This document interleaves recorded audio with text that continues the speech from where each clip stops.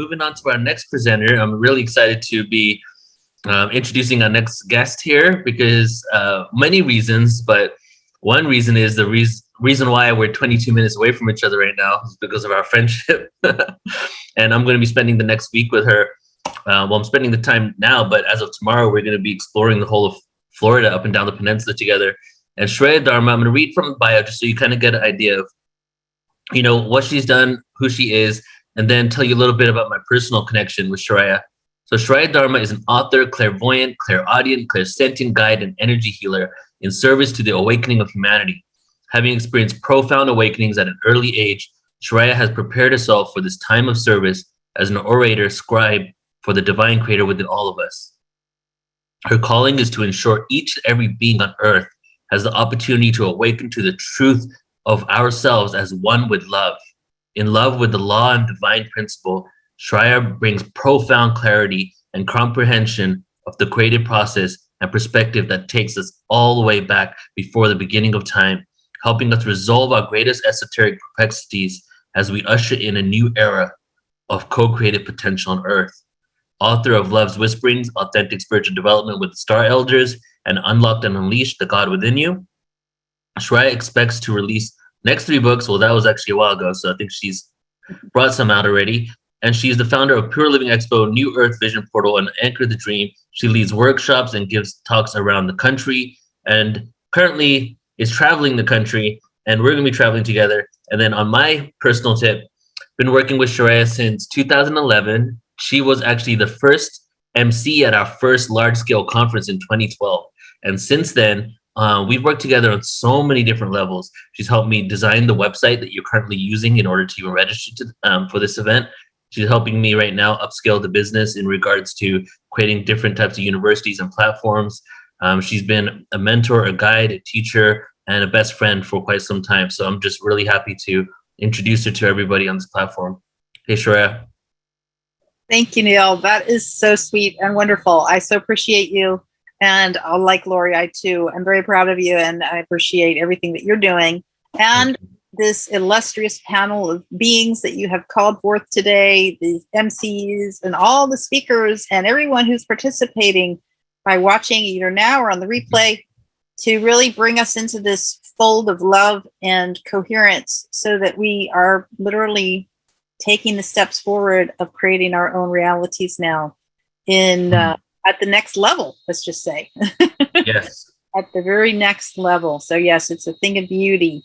And just breathing in, maybe shaking, breathing and shaking a little, just whatever you need to do to get your body ready. Just so much activation, so much beautiful stuff going on here today. And knowing that all is well, as this next little download will be perfect for whomever needs to hear it. A lot of things that any of us might say today, some of us may already know, and some of it may be new to some of us, depending on where we are or who we've interacted with. And basically, we're creating this field to contemplate our oneness together. And so that is a really profound moment in time as we shift into a collective consciousness awareness and stay individuated as our own unique selves. So I'm going to go ahead and share the screen here. Let's see, where is it? Okay. And we're going to do a little slideshow here for fun. So let me see if I can move this thing out of the way. All right. Codes of Union. Okay, that's some art I did a while back. So as a first and always primary step in our explorations together, let's just take a moment to give thanks for everything, all the speakers that have come before, for all the wisdom that we've gleaned, for all the aha moments, and for this very powerful now moment in which we bring ourselves fully present, asking from within, declaring, claiming from within that connection to our inner being, our source, God, love, whatever it is that you call the God of your understanding, creator of all creators, being of all beings, light of all lights, love of all loves. Thank you so much for helping us today to take our next steps. And may this next activation be profound and useful on the journey as well. We give thanks as we move forward into this time together. The only thing I'm seeing here is that I am not able to move. Pardon me for one moment as I just get this out of the way so that I can not have the screen blocked. Okay. Unity equals community. We are coming into our unity consciousness once again. And we have individuated for a reason, as many beings have said it and declared today for us all to reflect upon. We are the great I am. We are the primary source in different bodies. Isn't that a trip? Like, what in the world? What did we do? We refracted ourself into many to have these different experiences. And now we're coming back into unity after wandering far afield from home, let's just say, that home, that I am, that realization of truth.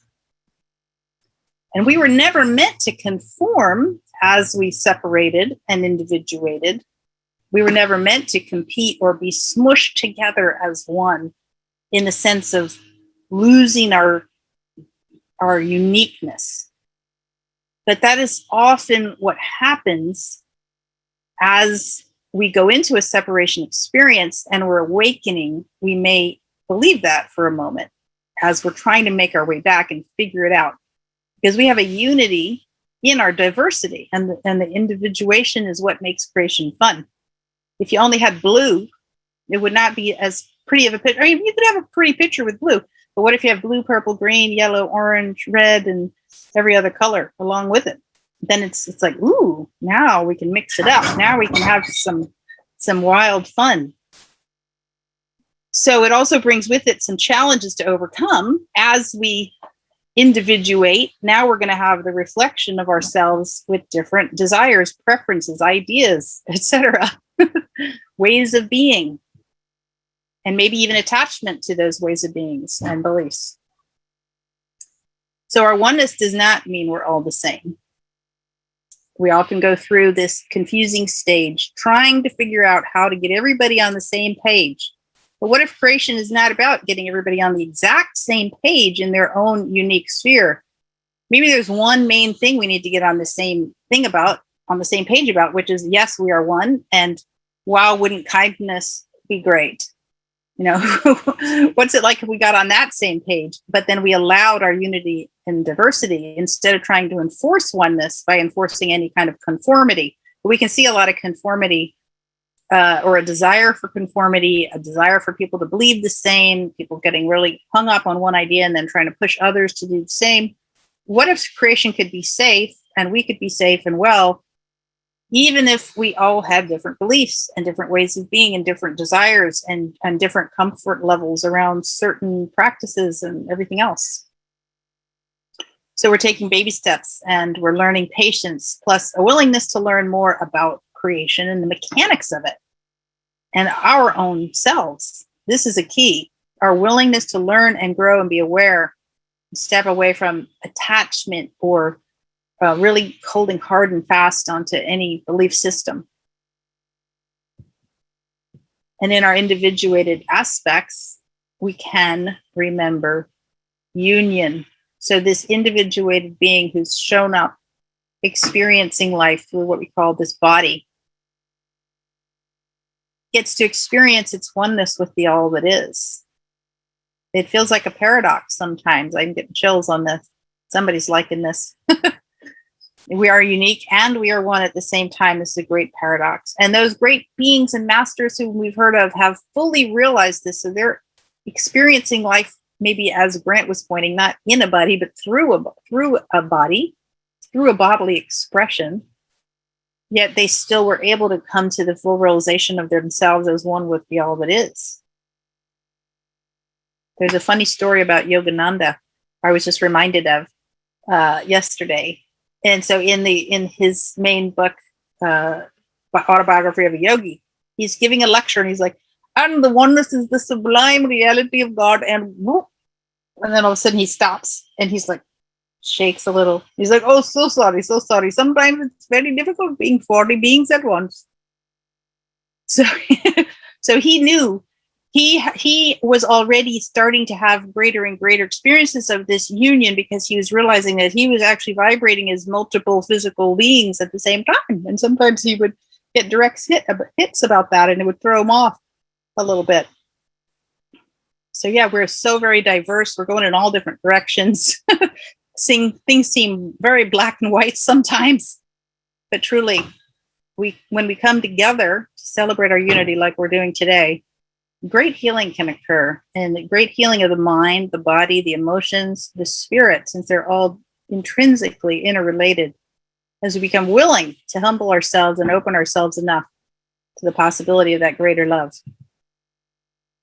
But when our individuated aspect feels separate, ego and suffering arise. And as many have spoken about today and this weekend, the wounds of separation create what we call samskaric residue.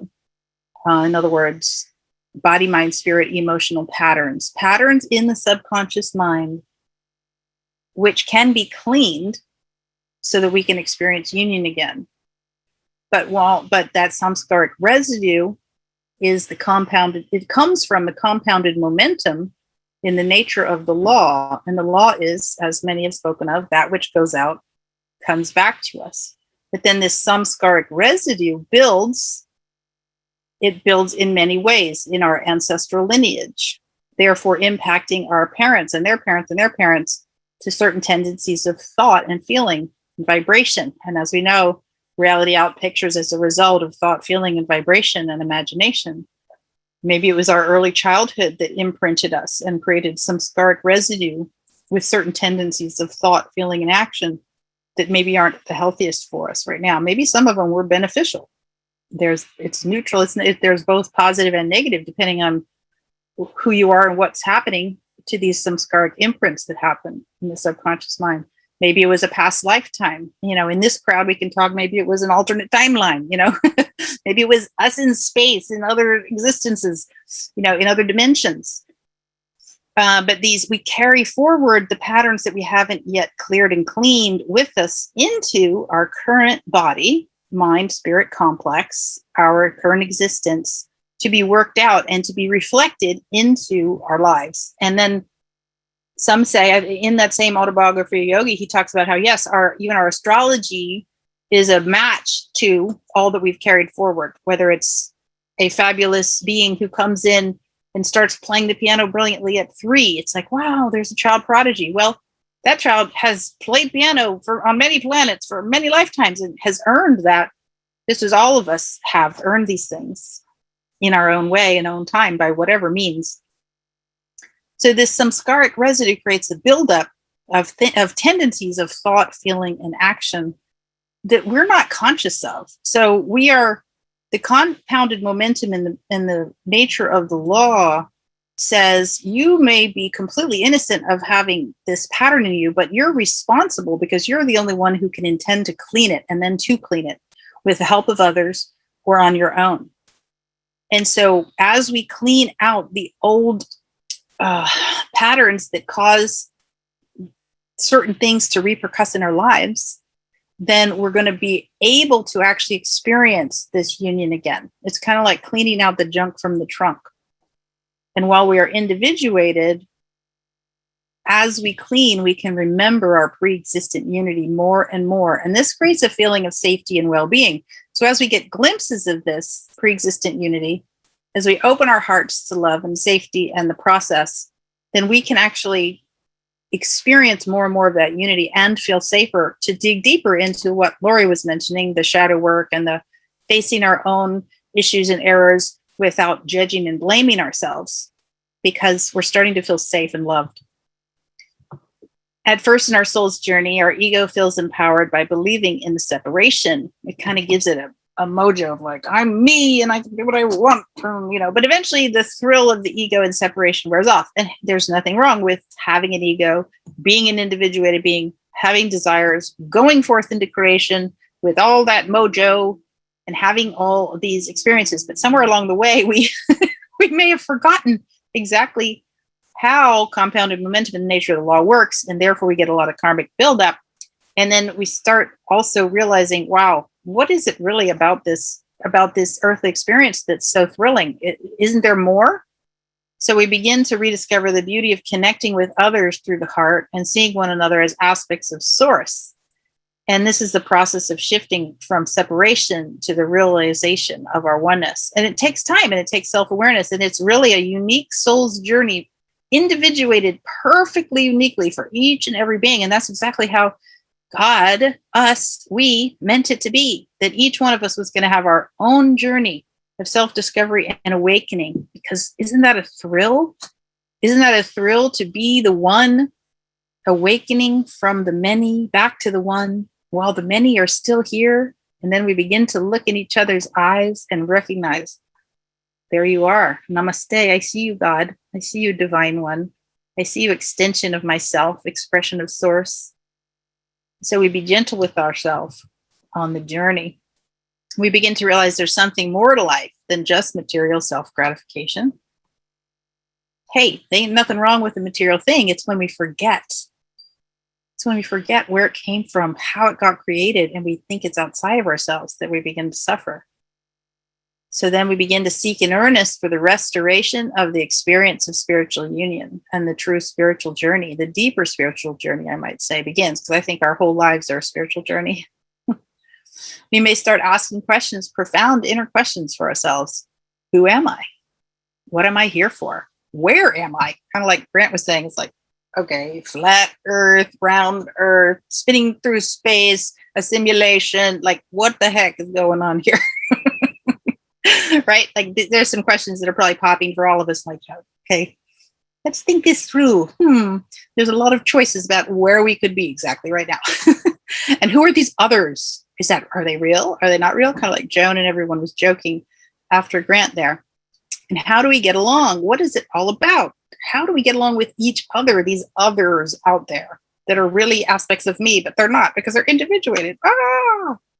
What's it all about? Why am I suffering? Why do I experience pain? Why do I experience emotional, mental, physical, spiritual pain? Why do I feel loss? How do I change? How do I begin to love unconditionally?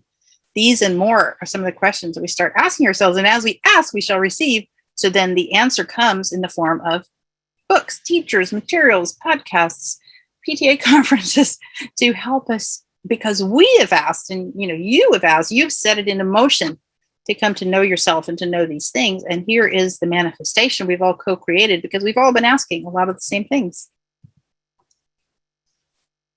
And as we progress on the path, we start to remember, and teachers point to it, scriptures talk to it, books point to it, but we get to know it within ourselves ultimately. But we can be reminded that the primary union is a union with our own inner source. Now, a lot of people in the twin flame movement, they may say this as well. It's like when you're looking to have your divine beloved partner, love them as source. Love source, knowing that the source of you is the source of them. And then when the two of you are both putting all your love and attention on source as the way and means to love each other, then a whole other level of coherence and higher self functionality can come to be. And this is true generally with a couple or with everyone, because right now what we're also doing is coming back into coherence and resonance with the knowledge that we're all one, whether we're in a couple relationship or not. So we might remind ourselves with things like saying things like, I and my Father, Mother, God, Source are one.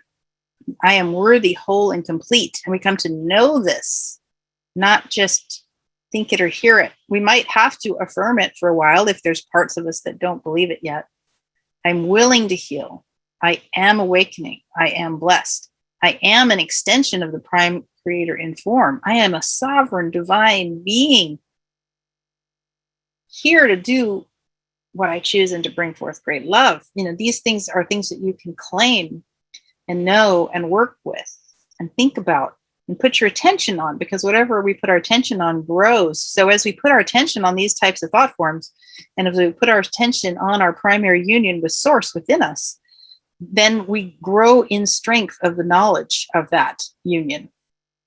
And this is where bhakti yoga comes in. So bhakti yoga is, and it's the same as what it says in the Christian scriptures of love the Lord thy heart with all thy mind, heart, and soul. And we'll get to that a little bit more here.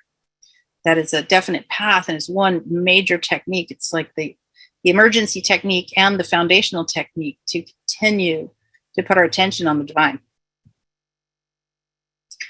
So, and this time of opening is a delicate time, because even as more and more love comes in, our wounds from the separation experiences that we've had, that we crafted to have, that somehow we did or didn't know we were doing as we went into this experience, whatever it is, they arise to be healed. And they're going to arise naturally through our lives and our relationships. So these wounds of separation are going to show up to be seen, felt, heard, and acknowledged, and then healed and unconditionally loved in our daily lives. And when we don't know that, it can be a little unnerving, and we might get reactive, we might get triggered.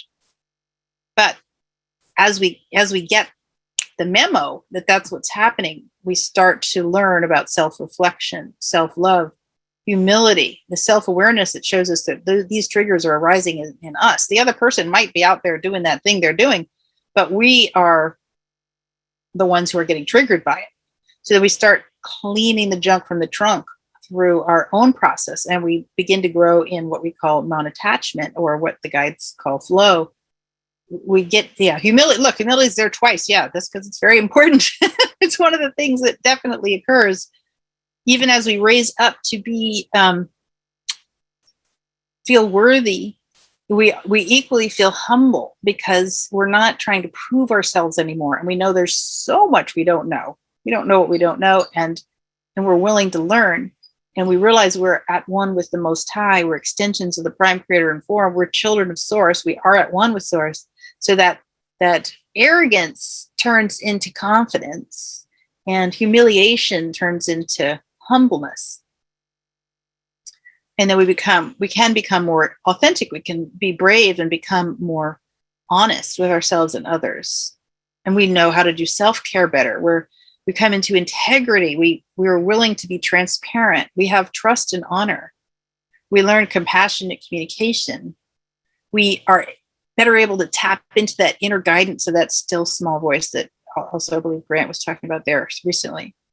And we begin to cultivate self-respect. And of course, if we're respecting ourselves, then we're respecting others, because the other is ourself. So all of these things happen in this transformational cauldron within. And we begin the process of recalibration to the truth of us. And we remember, it's a process. It's okay that it's a process. As we learn to love ourselves unconditionally, the unconditional love and compassion for others naturally arises. We embrace the codes of union. The other is an aspect of Source too. The other is an aspect of me, with whom I am one in spirit. And that is a beautiful prayer. If you see someone who's troubled, and your heart goes out, say, thank you, Mother, Father, God, for blessing my brother or sister with whom I am one. Bless them, lift them up, see that God spark in them.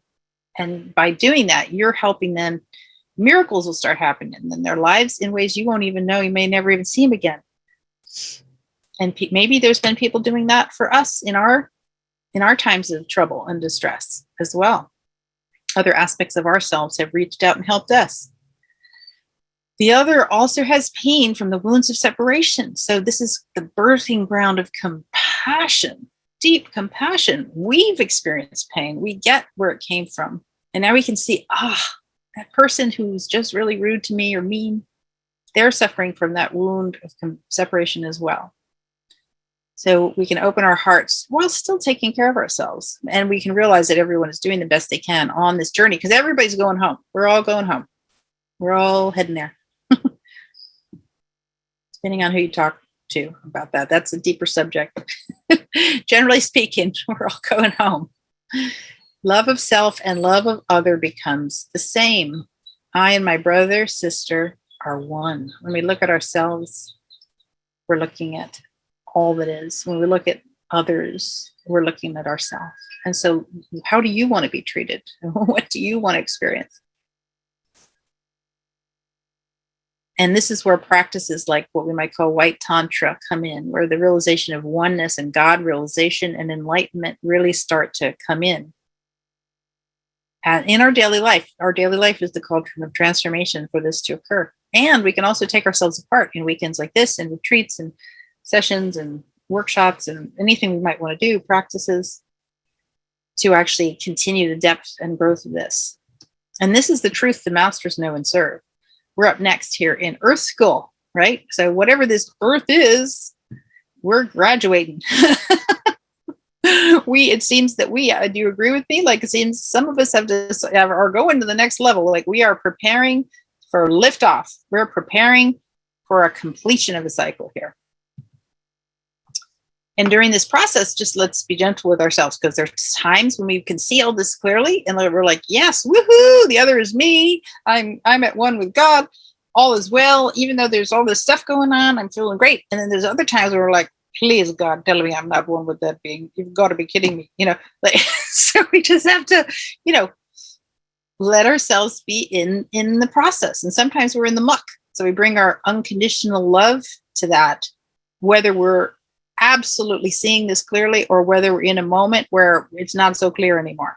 Both, because the moments where it's not that clear anymore and we reach for the truth and we love ourselves unconditionally and we do our best to love others unconditionally, even though it's difficult, that's where some real spiritual growth, some real headway can be made right there. So we love ourselves. It's all good. It's all good. It's all a part of the process that we're in together and individually. And it's a unique journey. The same process for all of us in unique ways. So we're going to learn to be gentle with ourselves. More and more, we're learning to be gentle with ourselves as we go through this process. Sometimes we might need to bring in that divine masculine. We need the unconditional love and the gentleness of the mother. And sometimes we might need to put a little fire under our butt and get ourselves moving in another direction too. So the gentleness and the positive aspects of discipline, all these things. We're learning to be gentle with others. We're learning to establish and reestablish healthy boundaries to take good care of ourselves at the same time. And we know when to stay, when to walk away, and when to run. Like that song. Know when to hold them, know when to fold them, know when to walk away, and know when to run. And to let it be okay without judgment of ourselves or others. Like sometimes, look, a situation is just not resolving and we're not vibrating with it anymore. So our attention naturally shifts over here. If we're judging it, we're all up in it, tangling ourselves in it, reacting to it. Now we're going to keep perpetuating the cycle. So sometimes it's like, I'm doing my inner healing work. I'm clearing myself. I'm acknowledging my part of the creation of this experience. I'm cleaning some samskaric residue. And that being still not changing, well, we're probably just going to go and we're going to find where we do resonate without a lot of stickiness. So doing the clearing work gets us unstuck. It gets rid of the stickiness. And we open our hearts to more and more love, even while being decisive. So again, it's that balance of that masculine, feminine energy within us, that yin and yang, that starts to happen where we can really take care of ourselves with love, loving kindness. And we begin to trust the process. A teacher once said to me in my 20s, you can trust everyone to be exactly who they are. And so we trust the process, and we begin to trust source within us, and we begin to trust that everyone is where they are on their path. And as we come to know the others, we can just sort of acknowledge, that's where that being is right now. Okay. And also we know that they can shift. And we can shift. So we start taking a little deeper steps on the journey. That was grammatically incorrect. We take deeper steps on the journey into trust. And that trust begins to open our hearts. But sometimes let's face it, it can be scary to face this stuff, these patterns, these wounds, these fears, and these projections that are up in our psyche. And so again, it's like we're working it. And sometimes we might actually need help, and that's okay too. It's really okay. And, but just to know that no wound is unhealable. Nothing broken is unfixable. As deep and dark as it may be, we can get in there and self-correct and self-modulate and bring the healing in to restore. the body, mind, and spirit complex to restore our psyches, to restore our emotional balance, to heal, to cleanse, clear, clean, all the things that need to be cleansed, cleared, and clean in order to create that safety and that well-being again, and that freedom. And this is why we absolutely must learn self-love, self-forgiveness, and restore our innate sense of innocence. We are loved. We are loved. We are perfect, whole, and complete. The Father, Mother, God that we sometimes think of outside of us, that's actually inside of us. We can think of them as that divine Father, Mother, God who absolutely loves us unconditionally.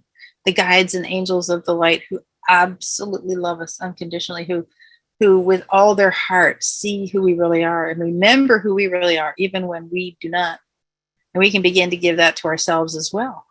And then we can begin to give it to others from there. And in this way, we safely navigate the waters of our wounds of separation with self-responsibility and self-love. This is absolutely crucial.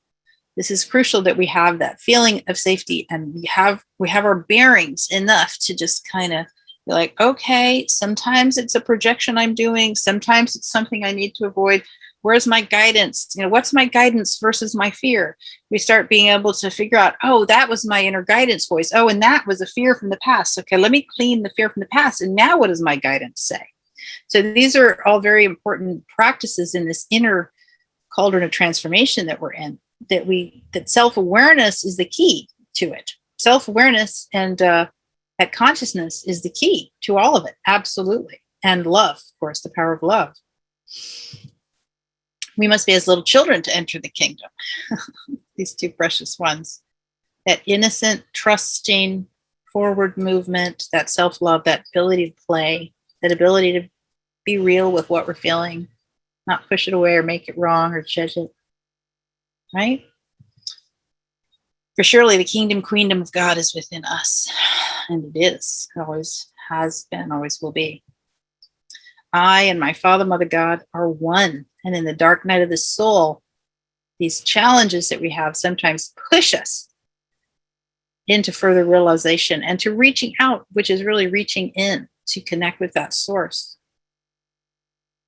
Profound experiences of healing and truth can happen in these challenging times.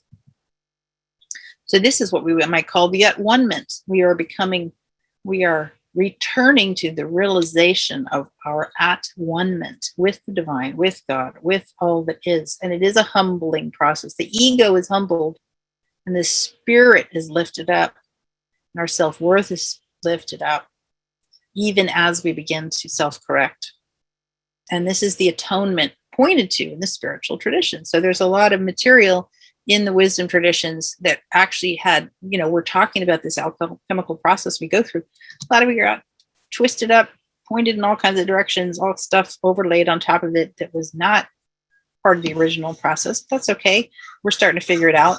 And, it's not religious, but it's spiritual truths here that are universal. And if you look deeply enough into all the authentic spiritual traditions of the world, you'll find remnants and needles in the haystack pointing to these same truths around the world and across all time. So this is the preparatory school for what we call ascension. This is what we're doing. We're literally lightening the load. It's like, okay, we can't take that baggage with us. That's a little dense. Let's leave your bags at the door. Come on up the ladder. Let's go. We're preparing. Prepare ye the way of the Lord, which is the law. Prepare ye the way of ascension. Prepare ye the way of self-knowledge, gnosis. And so this is the reunion and recalibration to the truth of us, the truth long hidden, but never lost. Never, ever, ever was this truth lost. It was always here at hand. The kingdom, queendom of God is at hand. Well, where's your hand? It's right here. Always has been, always will be. We're awakening. We're peeking out, finding, there it is. There's that love again. This is the restoration of the soul, the awakening of humility, and the liberation of truth. There's no longer a desire to hurt anyone as we've come full circle now. So sometimes we might still get mad at people. Let's face it, we're human, we're on a process. But more and more, when we get our feelings hurt, or we become angry at someone, or we have a frustration, we learn how to process it within ourselves. And we only want the best for everyone and ourselves. And we no longer see ourselves as a victim to all this outer circumstance, because we remember, oh, wait a second, somehow, some way I manifested this. I have no idea how. It could have been my past life, my ancestral lineage, et cetera, et cetera. But yet we take responsibilities. We claim our innocence and our responsibility. And then we choose to live by the golden rule of our own free will.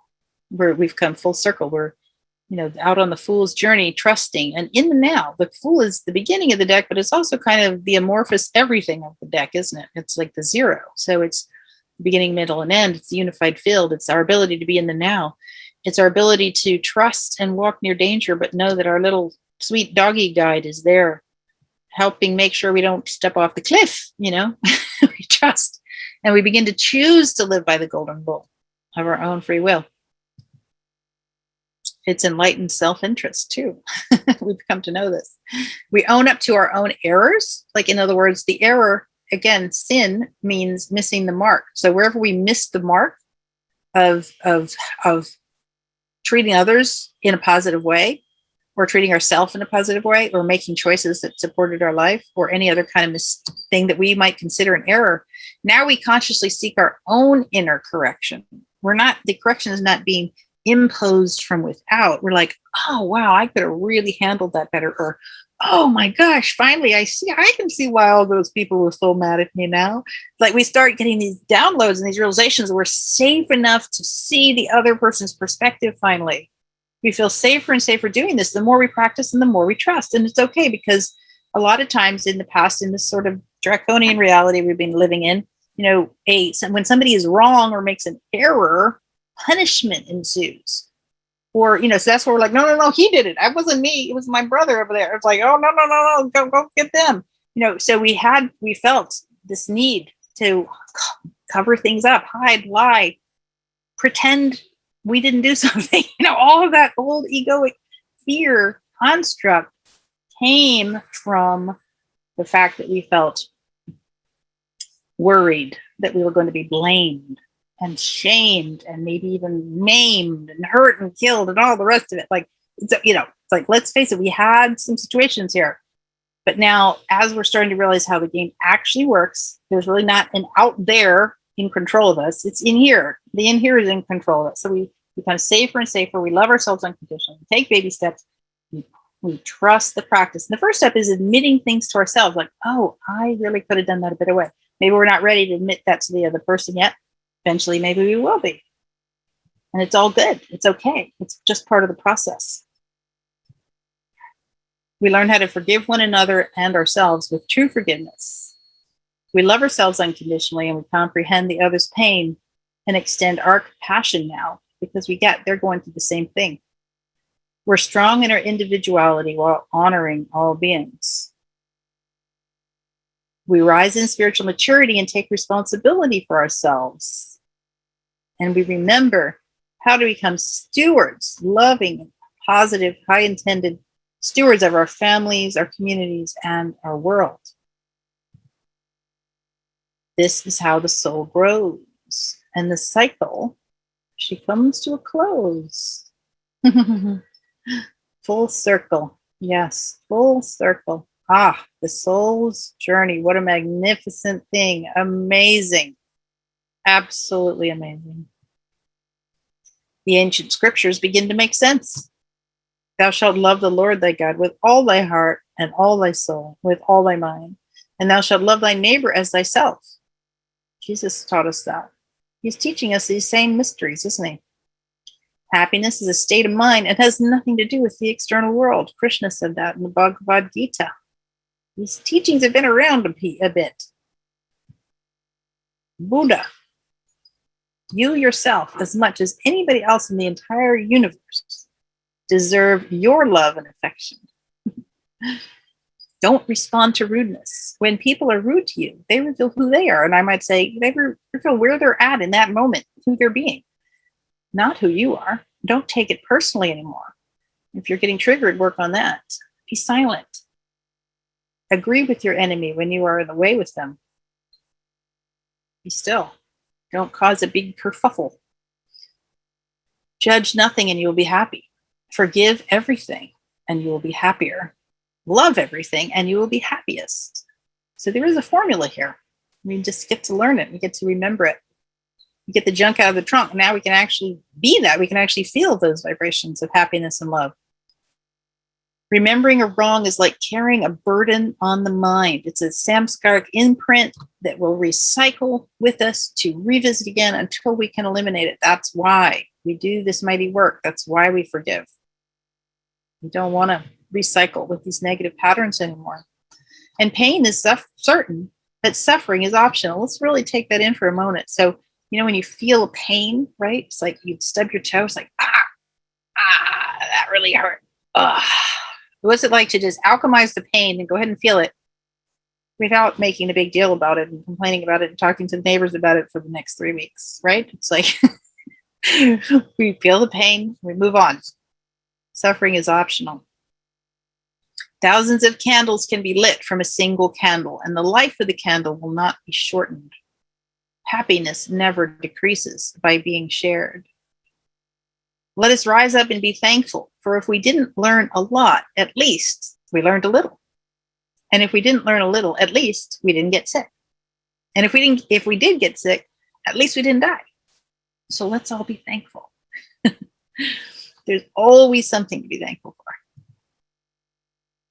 And there's so many tools and many gems to discover on the journey. And the beings and speakers here and authors and people all over the world, the awakening millions, there's so many tools for us all to share. We resonate with certain ones and we use them.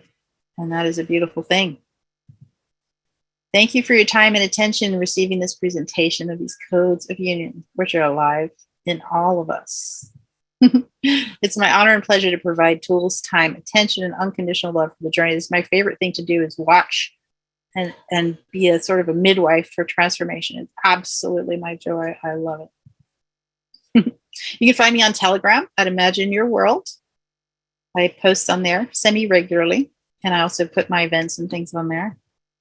And I also have my website, chirayadharma.com, where you can find podcasts, webinars, inspiration, my newsletter, online courses, tools and skills, free resources of all kinds, coaching, energy clearing, and readings. It'd be my pleasure to work with you if you feel so moved. And once again, I want to thank Neil and everybody and see where we're at with time and any questions or anything like that. Beautiful. Yeah, we have a couple. We have one right here, actually. Mm-hmm. Well, Chris is asking, what would you repeat what your teacher told you in your 20s? Let me re-access that. Remember that. What was that one? There's so many things my teacher taught me in my 20s. What did I say just now? Oh, I know what he's pointing to. Yeah. You can trust everyone to be exactly who they are. So you can trust everyone. You can absolutely trust everyone. You can trust them to be themselves. So if we have blinders on and we're not willing to see who they're actually showing up as, that's on us. Right? It's like fool me once and you're bad, fool me twice or 3 or 4 times. Oh, okay. What's next? That was it for the questions. Just a bunch of comments here. Question here. Go ahead. How is suicide possible? Yeah. Well, ultimately it's not, right? Like Groundhog Day. Right. Of course, you keep coming back over and over and over again. Right. You're like, I'm going to blow myself up this way. I'm going off a cliff. That is one of the most amazing movies for oneness and spiritual growth I think that's ever been made. I absolutely love that movie. And you can try, but you're going to come back, And then, and if you finish the cycle and you're like, I'm just taking myself out because I'm done, then you're going to still be pure consciousness. I mean, there is no end to this journey.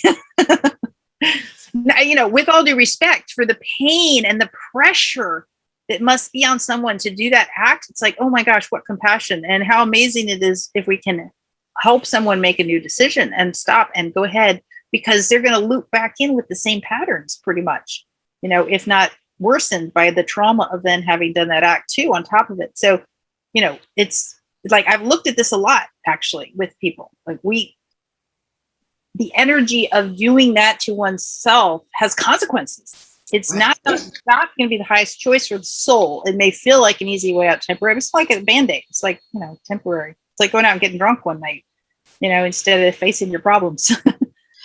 Well, like I said the other day, when I was facing suicide and I was that depressed, fortunately for me, I ended up I had this lucid vision that I was with my guides. I was in that circle having died, and I saw myself. I saw them talking to me and saying, well, what did you complete on the planet? And then I saw myself going, oh my God, you mean I have to tell them I couldn't do it? That I failed at it, that I couldn't do my mission, and that it was just too hard. Like, can you imagine saying it was, and that snapped me out of it, just so you know, Shraya, that really snapped me out of it. The pain of admitting to my guides that I couldn't do it this life. I was too afraid. So I love your presentation, by the way. It was a complete entry into the fifth dimension. You want to get in the fifth dimension, look at this presentation. Beautiful. Thank you so much. And I'm so glad you decided to stay. Thank you. Yes, thank God. And that's a wonderful thing to say to someone. You decided to stay. You decided to stick around and take it higher. Yes, ma'am. I love it so much. Reverend Dr. Victor is back there. You want to make any comments, Dr. Victor? I just adored everything that you shared. Thank you so much. This was a heavenly presentation. Thank you. And I like the word that you said. The word sin means missing the mark. In Hebrew, it's chet, which means when an archer draws the bow, releases the arrow, and misses the target. What a wonderful description. Yeah, and that's all it is. I'm getting full body chills. It's not you're a bad person, you need to be tortured, you've done wrong, you need to be cast out of society. It's like, oh shoot, I missed the mark. Okay, how can I correct that myself? But as we go to do that, there may be pain, there may be tears that come out in the relief of the realization of that. And so it's okay. We got to love ourselves through this process and allow the emotions to transmute as we go. Absolutely. Thank you so much, love. Beautiful. I love you and all. Enjoy your tour of Florida, because that would be transforming. Absolutely. Much love, everyone. Thank you, Shraya. See you in a bit.